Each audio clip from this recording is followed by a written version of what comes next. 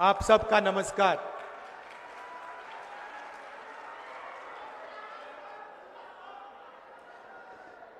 ये जो लड़ाई है, ये विचारधारा की लड़ाई है। एक तरफ कांग्रेस पार्टी और इंडिया गठबंधन, दूसरी तरफ बीजेपी आरएसएस। हम कहते हैं कि देश संविधान से चलना चाहिए और प्रधानमंत्री कहते हैं कि ये खोखली किताब है, इसमें कुछ नहीं लिखा है। ये देखिए,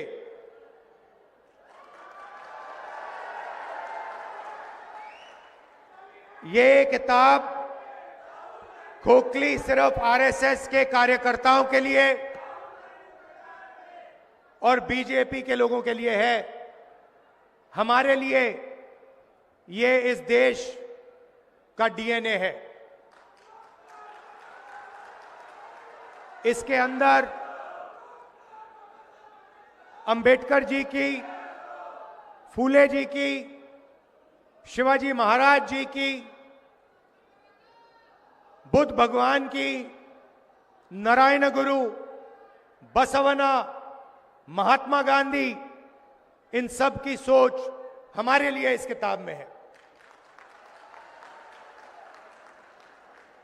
और ये हमारे लिए एक नई किताब नहीं है, ये हमारे लिए हजारों साल पुरानी सोच है। और जो इसमें लिखा है उसी के लिए हजारों साल से हिंदुस्तान में लोग लड़ रहे हैं, मर रहे हैं।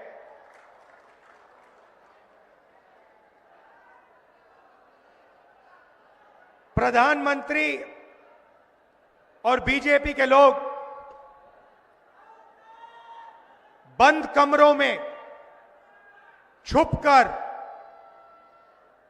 इस संविधान की हत्या करते हैं। मैं आपसे पूछना चाहता हूं, जब महाराष्ट्र की जनता से उनकी सरकार चोरी की गई, जिस मीटिंग में अदानी जी बैठे थे, अमित शाह जी बैठे थे, जो सरकार चोरी करने की मीटिंग थी, जिस मीटिंग में निर्णय लिया गया था कि एमएलएस को खरीदा जाएगा,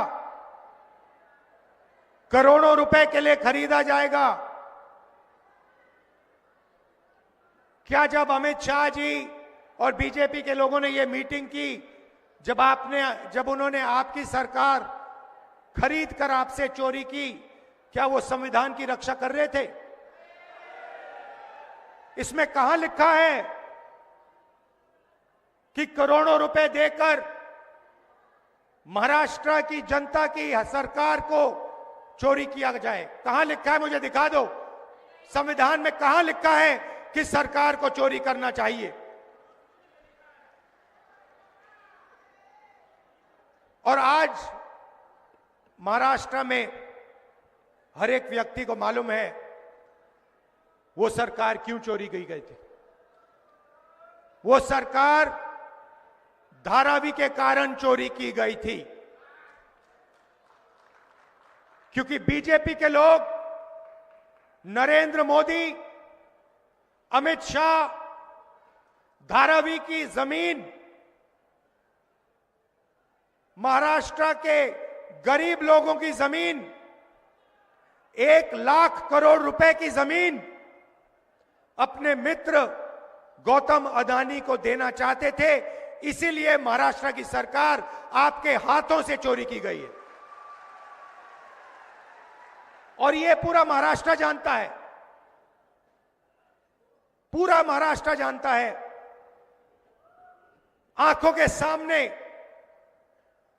करोड़ों रुपए देकर, एमएलए खरीदकर आपकी सरकार आपसे छीनी गई, चोरी की गई। और प्रधानमंत्री ने, अमित शाह जी ने, पूरा देश जानता है कि इन्होंने ये काम करवाया है। पैसे अगर दिए गए हैं तो वो आसमान से नहीं गिरे। हिंदुस्तान में 40-50 करोड़ रुपए कोई ऐसे फ्री में नहीं देता है।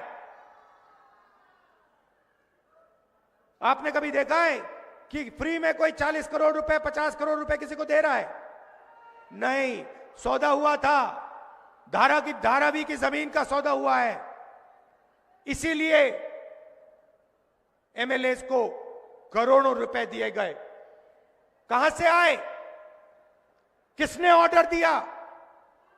पूरा देश जानता है, बोलने की भी जरूरत नहीं है। पूरा देश जानता है कि जिस पैसे से एमएलए खरीदे गए उसको बांटने का ऑर्डर किसने दिया। महाराष्ट्र का 6 साल का बच्चा जानता है। और फिर प्रधानमंत्री आते हैं और कहते हैं कि राहुल गांधी रिजर्वेशन के खिलाफ है। मेरी बहन मुझे बता रही थी कि उन्होंने मोदी जी का भाषण सुना और उस भाषण में उन्होंने, मेरी बहन ने मुझे कहा कि जो हम बोलते हैं वही मोदी जी आजकल बोल रहे हैं। पता नहीं, शायद मेमोरी लॉस हो गया है।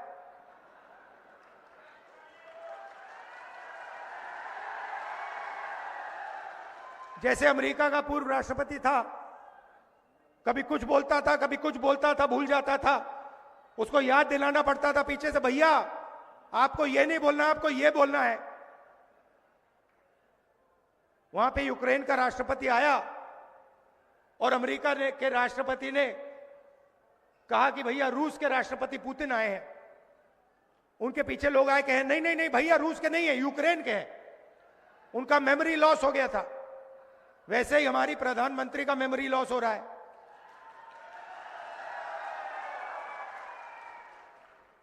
पता नहीं, शायद अगली मीटिंग में आपके पास आएंगे, कहेंगे भैया महाराष्ट्र की सरकार सोयाबीन के लिए 7,000 रुपए देती है प्रति क्विंटल। मैंने कहा कि बीजेपी कॉन्स्टिट्यूशन पे आक्रमण कर रही है। वो कहते हैं कांग्रेस पार्टी संविधान पर आक्रमण कर रही है। हर भाषण में मैं कह रहा हूं, मैं इसको लेके खड़ा हो रहा हूं, कह रहा हूं कि भाई इस पर बीजेपी आक्रमण कर रही है। 1 साल से मैं बोल रहा हूं। मोदी जी को पता लगा कि लोगों को गुस्सा आ रहा है, तो मोदी जी कह रहे हैं, राहुल गांधी कह रहा है कि राहुल गांधी संविधान पर आक्रमण कर रहा है। मैं हर मीटिंग में कहता हूं कि 50% की रिजर्वेशन की जो दीवार है उसको हम तोड़ के परे कर देंगे।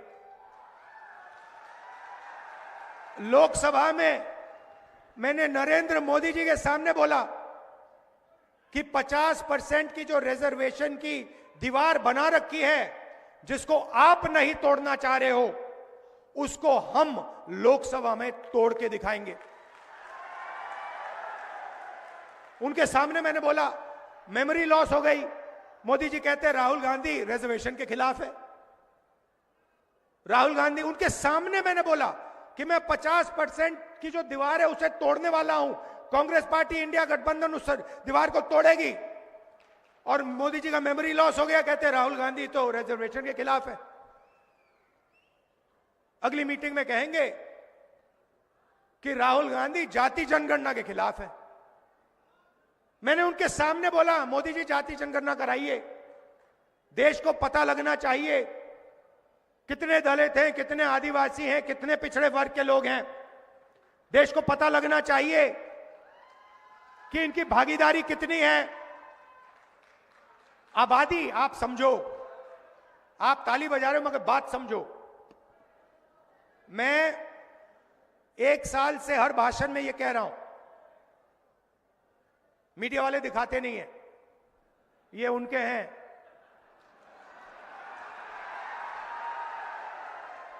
अच्छा, मजे की बात है, जब मैं कहता हूं ये उनके हैं तो ये मेरी ओर देख के मुस्कुराते हैं, कहते हैं हाँ हम उनके हैं, आपके नहीं हैं।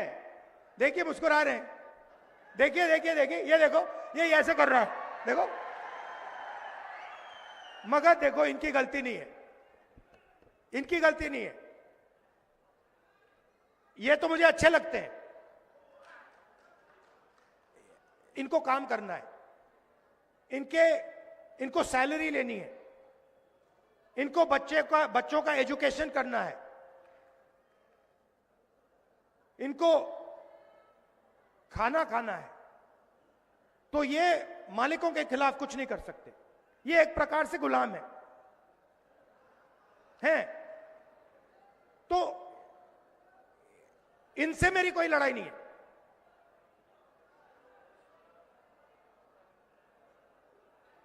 मगर ये हमारी बात कभी नहीं दिखाएंगे, 24 घंटा मोदी जी का चेहरा दिखाएंगे, हमारा भाषण कभी नहीं दिखाए। जैसे अभी मैंने बोला नरेंद्र मोदी जी का मेमोरी लॉस हो गया, ये कभी नहीं बताएंगे, सवाल नहीं उठता। आप देखना, आज शाम को टीवी देखना, कहेंगे मोदी जी की मेमोरी तो बड़ी जबरदस्त है, वो एक बार कुछ सुन लेते हैं तो 70 साल के लिए वो उसको भूलते नहीं है।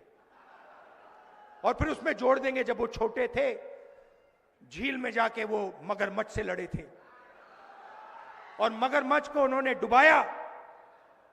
मगर जब गंगा जी में जाते हैं तो लगता है कि तैरना नहीं जानते हैं। तो मेरा कहना है कि लड़ाई संविधान की है। अंबेडकर जी की सोच, गांधी जी की सोच, बुद्ध भगवान की सोच, फूले जी की सोच, उसकी हम रक्षा कर रहे हैं। जब हम कहते हैं कि जाति जनगणना होना चाहिए, मैं आपसे पूछता हूं, क्या अंबेडकर जी जाति जनगणना के साथ होते या खिलाफ होते? साथ होते ना। फूले जी साथ होते, खिलाफ होते? बुद्ध भगवान साथ होते, खिलाफ होते? नारायण गुरु, बसवना, महात्मा गांधी साथ होते, खिलाफ होते? नरेंद्र मोदी खिलाफ है। नरेंद्र मोदी जाति जनगणना के खिलाफ है, क्योंकि अगर खिलाफ नहीं होता तो 5 साल 7 साल पहले वो उसको करवा देता। मगर नरेंद्र मोदी नहीं करवाना चाहता है, और आज मैं आपको ये बताने आया हूं क्यों। आपकी आबादी, पिछड़ों की आबादी 50% है, कम से कम। दलित 15, आदिवासी 8, माइनॉरिटी 15, जोड़ दो तो 90% हो जाता है। और 90% आपकी आबादी है। जीएसटी आप देते हो। ये जो हमारी बहनें हैं, जब आप साड़ी खरीदते हो तो आप 18% जीएसटी अपने जेब से देती हो। जब आप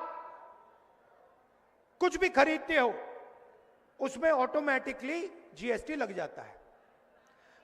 अगर आपने अपनी बेटी के लिए एक साड़ी खरीदी, आप 18% जीएसटी देती हो। अगर वही साड़ी अरबपति अदानी ने खरीदी तो वो भी 18% जीएसटी देगा, वो 19% नहीं देगा। जितनी आप देते हो उतनी वो देता है। और ये सारी की सारी जीएसटी इकट्ठा होती है, दिल्ली जाती है, और वहां पे बजट का निर्णय लिया जाता है। आपने देखा होगा, सीतारमन जी सूटकेस लेके आती हैं पार्लियामेंट हाउस में, देखा ना आपने? महाराष्ट्र में दूसरा सूटकेस लेके आते हैं एमएलए वाला, वहां पे छोटा सा सूटकेस होता है, यहां पे बहुत बड़ा होता है। छोटा सा सूटकेस लेके जाती हैं और बजट पेश करती हैं। तो मैंने पता लगाया कि ये जो बजट है, आपके जीएसटी का बजट, इसको कौन बनाता है? पता लगा कि 90 अफसर इस बजट को बनाते हैं। 90 अफसर सारे के सारे फाइनेंशियल निर्णय लेते हैं। महाराष्ट्र में कितना पैसा आएगा, सड़कों में कितना जाएगा, रेलवेज में कितना जाएगा, अग्निवीर होगा या नहीं होगा, सारे के सारे निर्णय 90 ब्यूरोक्रेट लेते हैं, आईएएस अफसर हैं। मैंने उनकी लिस्ट निकाली और मैंने कहा पता लगाते हैं कि 90 में से दलित कितने, आदिवासी कितने, पिछड़े वर्ग के कितने, और यह भी पता लगाते हैं कि जब धन बढ़ता है तो कितने रुपए का निर्णय आदिवासी अफसर लेते हैं, कितने का दलित लेते हैं, कितने का पिछड़े वर्ग लेते हैं। आज मैं आपको ये बताना चाहता हूं, दलितों की आबादी 15%, 90 अफसर में से 3 आपके,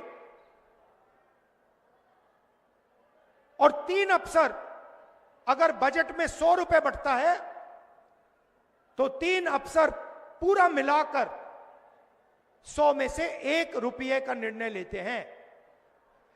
दलितों की आबादी 15%,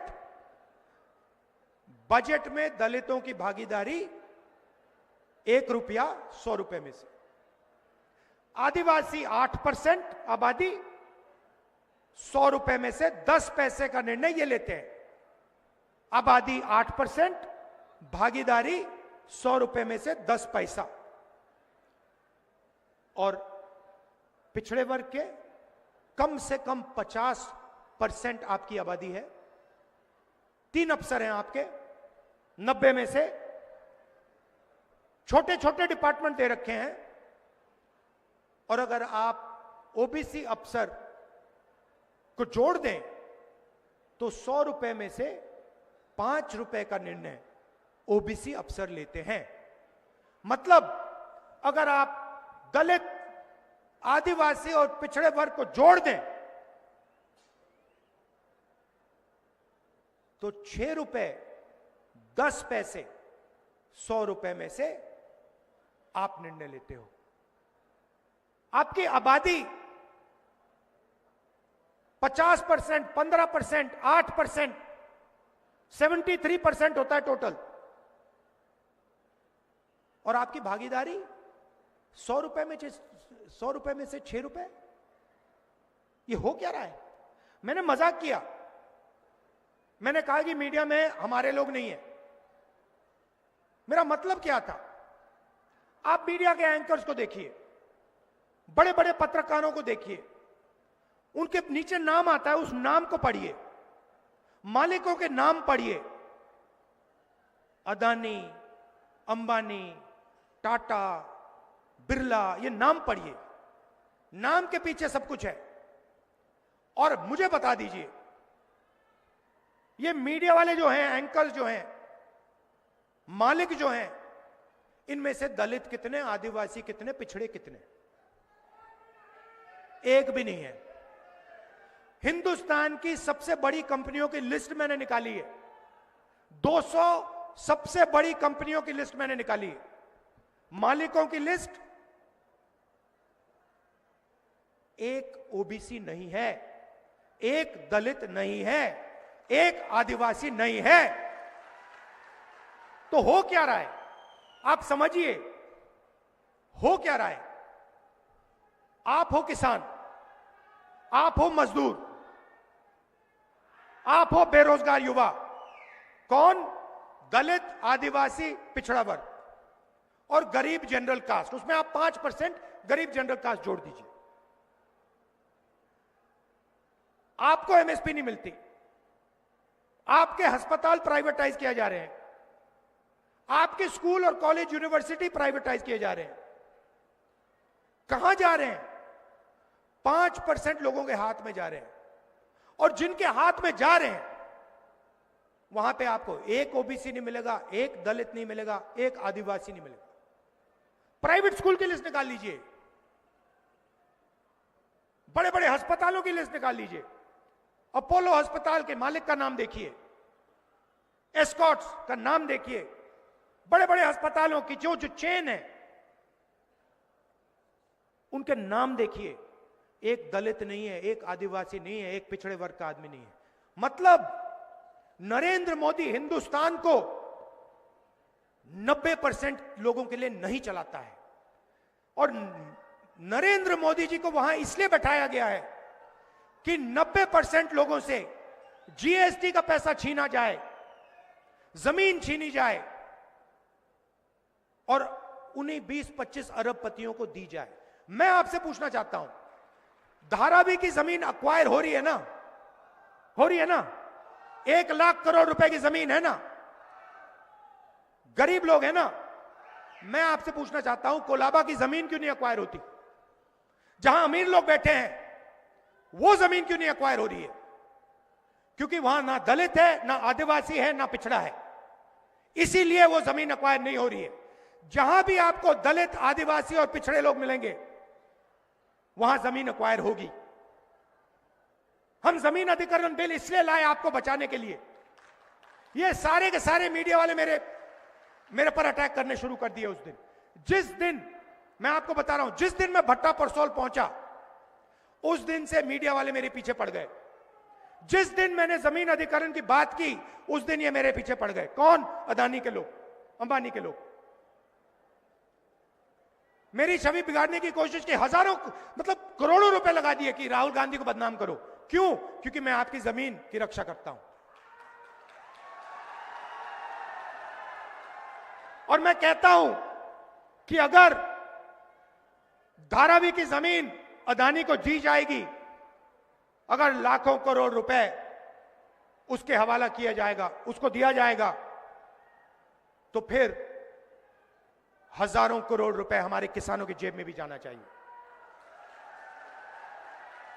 हम इस बात को मानने के लिए तैयार नहीं है कि सोयाबीन का किसान मर जाए, भूखा मर जाए और उधर 25 अरबपतियों का 16 लाख करोड़ रुपया कर्जा माफ हो। हम इस बात को मानने को तैयार नहीं है, हम ये होने नहीं देंगे।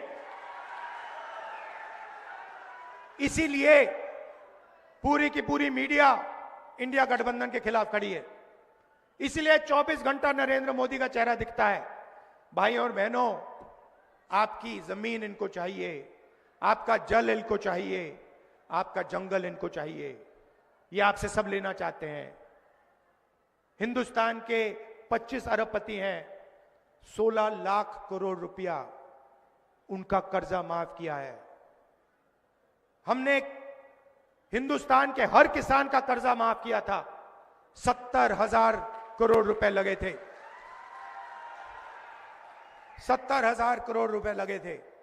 इन्होंने अरबपतियों का 16 लाख करोड़ रुपया माफ किया है। 1 लाख करोड़ रुपए अदानी को धारावी में देने जा रहे हैं।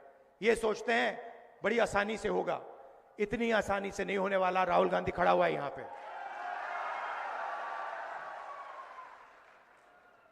तो यही सवाल है, कॉन्स्टिट्यूशन में कहीं नहीं लिखा है कि दलितों की, पिछड़ों की, मजदूरों की, गरीबों की जमीन छीनकर 25 अरबपतियों को दिया जाएगा। कहीं नहीं लिखा है। मुझे दिखा दो, मुझे दिखा दो या कहां लिखा है इस किताब में कि अरबपतियों का 16 लाख करोड़ रुपए माफ होना चाहिए। कहां लिखा है कि धारावी की जमीन छीनी जानी चाहिए और जो वहां मजदूर रहते हैं, गरीब रहते हैं, उनको उठा के बाहर फेंक देना चाहिए। कहां लिखा है इस किताब? कहीं नहीं लिखा है। क्योंकि यह किताब शिवाजी महाराज की किताब है और शिवाजी महाराज मर जाते मगर गरीबों का नुकसान नहीं करते। शिवाजी महाराज मर जाते मगर धारावी की जमीन अदानी को नहीं देते। यह सच्चाई है, यह महाराष्ट्र की सच्चाई है, यह हिंदुस्तान की सच्चाई है। तो इसीलिए हमने निर्णय लिया है और यह शुरुआत है। दिल्ली में सरकार नहीं बनी, नहीं तो हम आपको अच्छी तरह दिखाते। हमने निर्णय लिया है कि अगर वो अरबपतियों को लाखों करोड़ रुपए दे सकते हैं तो हम महाराष्ट्र के किसानों को, मजदूरों को, महिलाओं को भी लाखों करोड़ रुपए दे सकते हैं। यहां महिलाएं आई हैं, हमारी सरकार यहां चुनकर आएगी।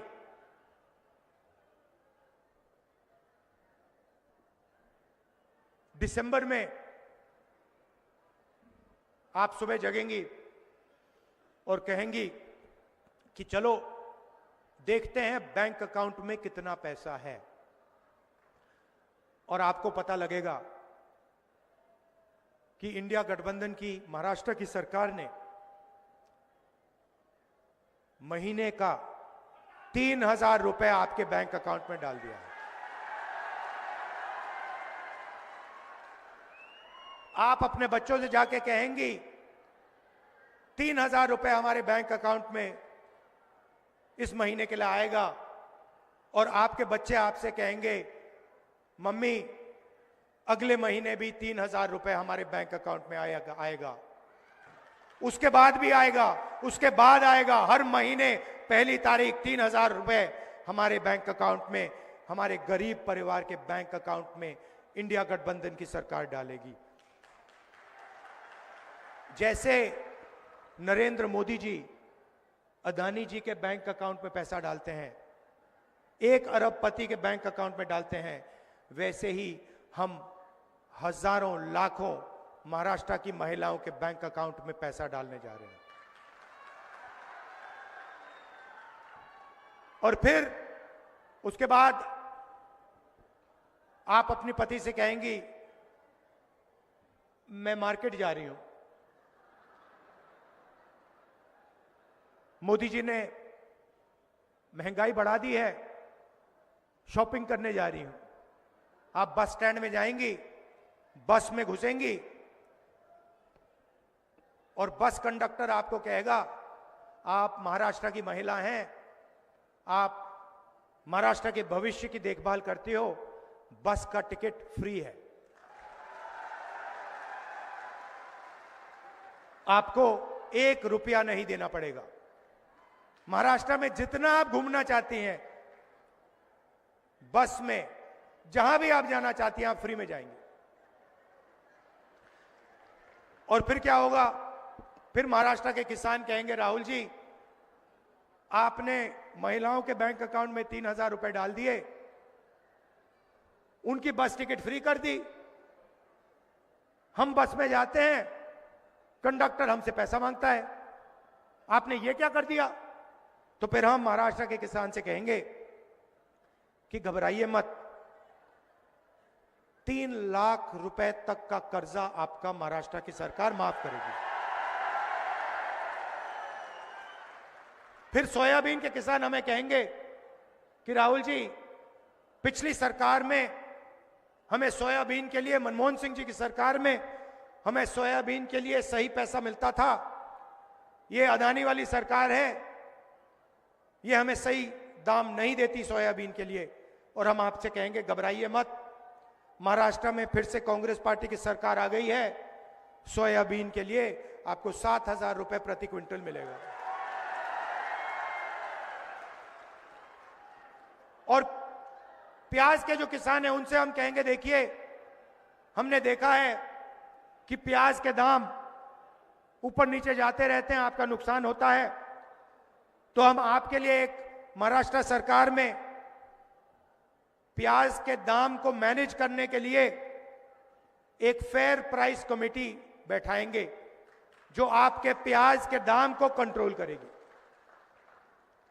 और कपास के किसानों को ये दिखाना जरा भैया,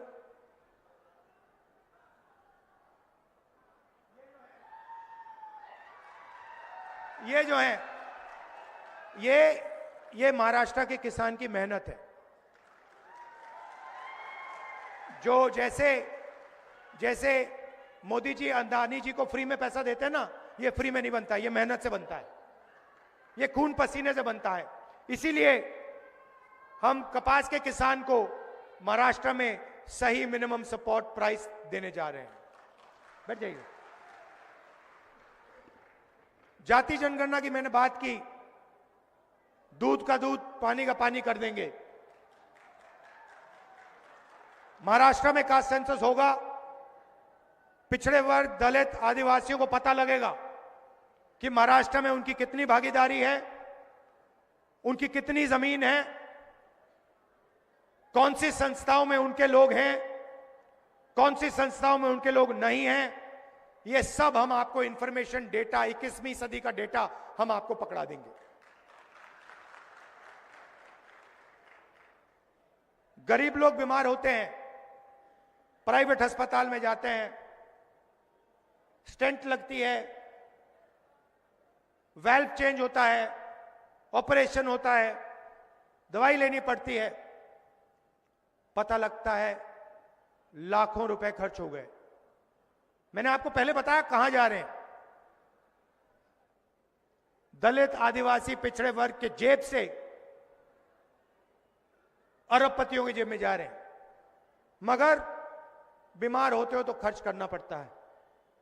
राजस्थान में जब हमारी सरकार थी, हम एक योजना लाए, उसने लाखों लोग की जिंदगी बदल दी। योजना क्या थी? कोई भी इलाज गरीब व्यक्ति को करना हो, स्टेंट लगवानी हो, पेट का ऑपरेशन करवाना हो, वाल्व बदलना हो, कैंसर की सर्जरी करनी हो, राजस्थान में हमारी योजना कहती थी कि भैया 25 लाख रुपए तक का बीमा आपको मिलेगा।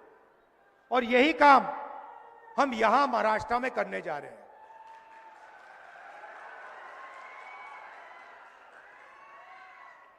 इस भीड़ में कोई भी बीमार हो,